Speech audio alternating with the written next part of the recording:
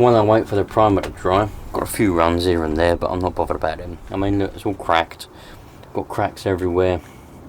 So all I'm trying to do is smarten it up a little bit.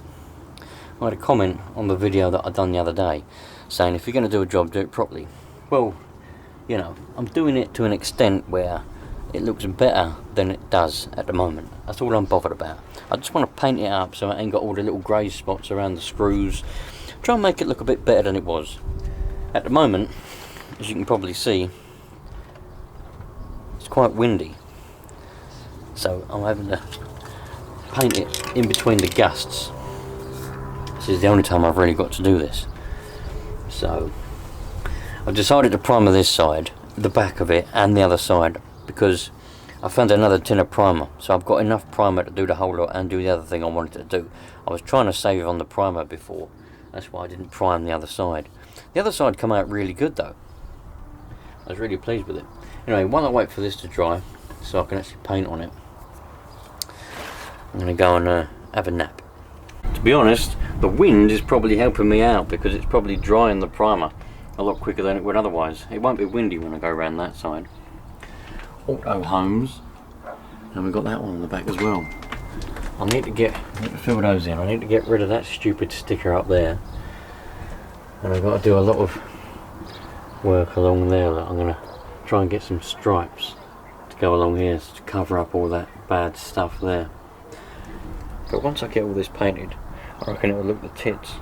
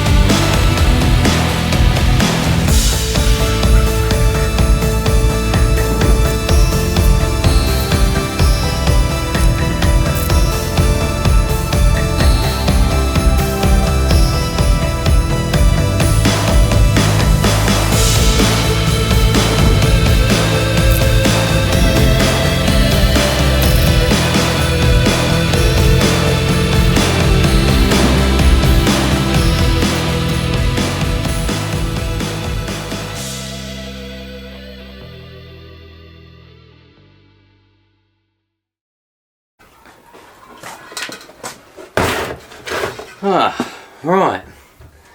Well, that's that done. But I've not shown you the finished product on purpose because I want to do some other bits, and I want to show you how it all looks in one with a nice. I'm going to give the whole lot a wash, polish it, and a few little bits and bobs I want to do. I want to show you what it's like once they're all been done.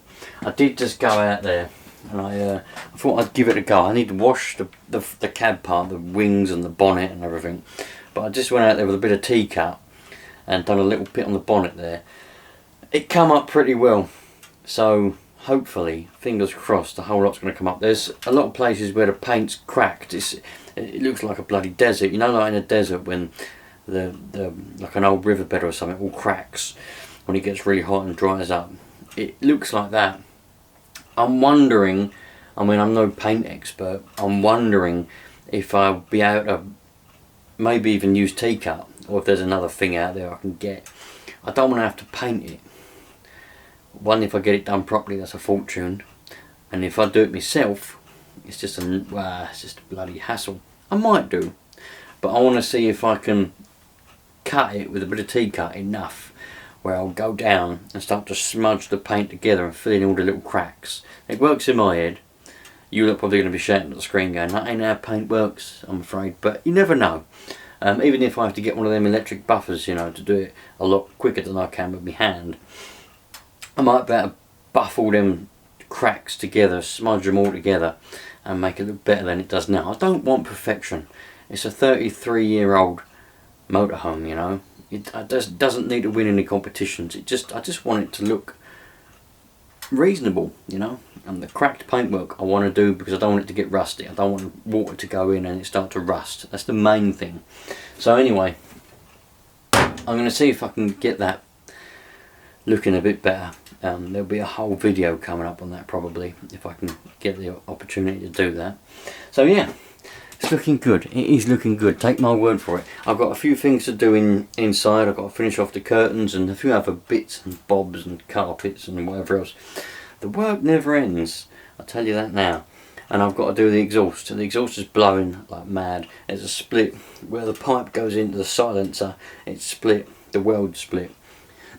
So I think I might take that off and weld it, or I could get a new section of exhaust. They're about 60 quid I think, but I was thinking about going down to the local exhaust shop, that place that makes exhaust, bespoke ones or however you want them, and just getting them to make me a bit of pipe rather than sticking a silencer on it. I might just get a bit of pipe there, and that way I've got one silencer at the end and the middle one deleted, gone. I reckon it will sound quite nice, because I want to get the sound of that 2 litre push rod engine, carbureted. I want to get that to properly show, you know, because they sound the nuts, they really do. I don't think it'll be too loud. Anyway, you never know. I've been having a jolly good sort out. I've got one more awning left. That's the last awning. That's a Quest Elite awning. That's the last one I've got. I gave 2 away. The third one I sold with the caravan. So now all I've got is that one. I don't think we're going to keep it because, well, I don't think we'd ever use it, to be honest. We might, but I don't think we will.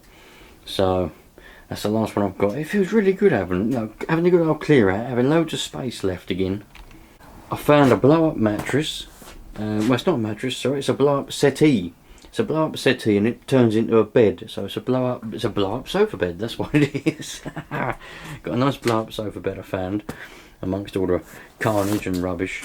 So might blow that up and see what that's like. Hopefully if it holds air, well, I'll keep it. If not, bin it.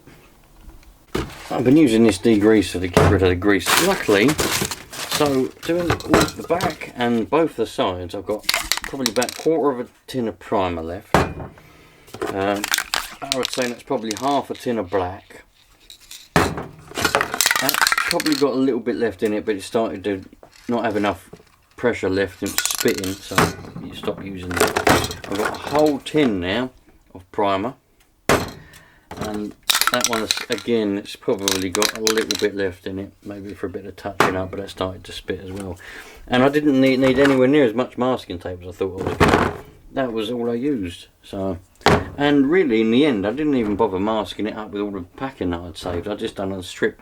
I did regret doing that though, because there was a little bit along one of the sides where I'd gone over the mask, so I've got a bit of paint going along the bloody thing now, but I ain't worried about that. So all in all, I've got some left, and that worked out to be a bloody good result, really. So I'll see you lot on the next one. Thanks for watching. Remember to treat everyone equally, treat people how you want to be treated, and we'll all have a nice happy life.